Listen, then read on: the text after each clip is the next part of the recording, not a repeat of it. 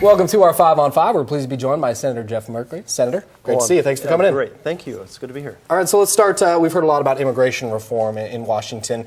Tell us, what would you like to see, and are we on the right track?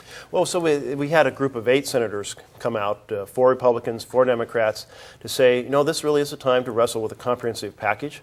They've laid out elements of their package that include border control, employment, a path to citizenship that they call a narrow, difficult path, if you will, a whole host of pieces. And so this is really, we have a broken immigration system, and they're coming together in a conversation to try to launch that, and I think that we do need to address it as a nation. Mm-hmm. Okay, and talking about guns, you know, we've heard a lot about assault weapons and the last couple of months. What would you like to see happen with guns, and can there be real change, or is that what we need?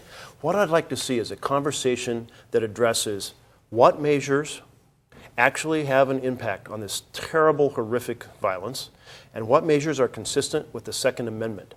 And the committee hearings started yesterday, and so they're going to be bringing in testimony and the experts and obviously very diverse points of view. But I think those two things have to be kept in the mind of each legislator, the Second Amendment and effectiveness. I don't think anyone in America could not be horrified by what happened in Newtown. And quite frankly, just a few days before that, we had a shooting in Clackamas Town Center. Mm-hmm. That's the mall near my house where my daughter goes. There was a 15-year-old girl shot at that gathering. I have a 14-year-old daughter. I mean, it really brings it home if you think about your school children. But those are the two tests that we need to apply. Can we find a middle ground on that issue? I don't know. I really don't know.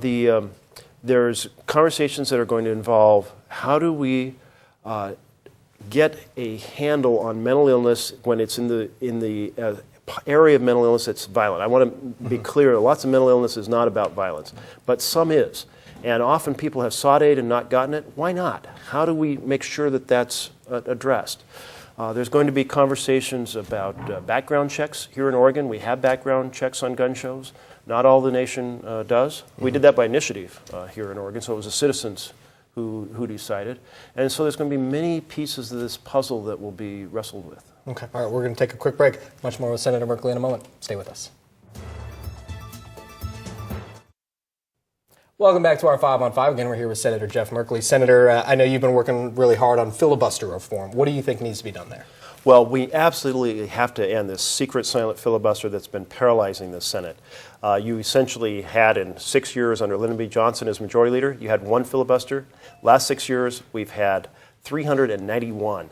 Each of them taking up a week in time, even if you had the votes to end it. And so dysfunction and brokenness is the situation, and it's unacceptable because we're not addressing the big issues facing America. Mm-hmm. I know no budget, no pay is something we've been hearing about this last month since the year started. That would be more of a problem in the Senate than the House, is that right? Well, I supported it. We voted on it last night. We are just completing a 2-year budget that was under the Budget Control Act, so it's time to do a new budget. And we should absolutely get it done. Every year it should get done. We need to make sure it's not filibustered. So it comes back. It comes right back to that, and this paralysis. Okay, and so do you support no budget, no pay?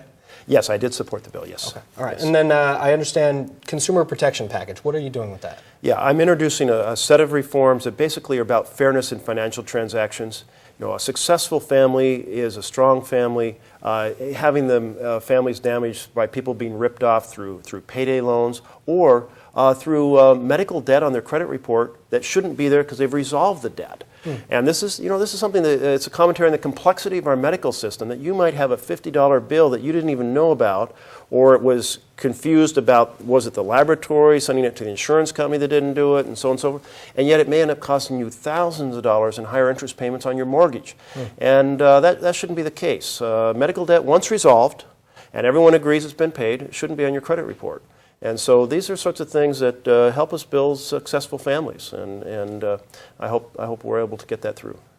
Talking about building successful families, of course, we all know how important education is. Can the federal government do more to support and fund education? Well, right now we're facing sequestration, which is a fancy word for mandatory cuts. Thank you. Yeah, it's a mandatory cuts that come from that 2-year budget I was talking about.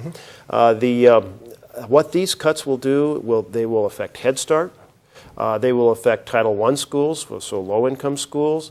They affect the Disability Act funds, which would divert funds from elsewhere in the education. In other words, a lot of pain going the wrong direction because we're already behind the rest of the developed world in terms of days of school, and we're just going the wrong direction. In a knowledge economy world, we have to have our kids have a really strong education foundation.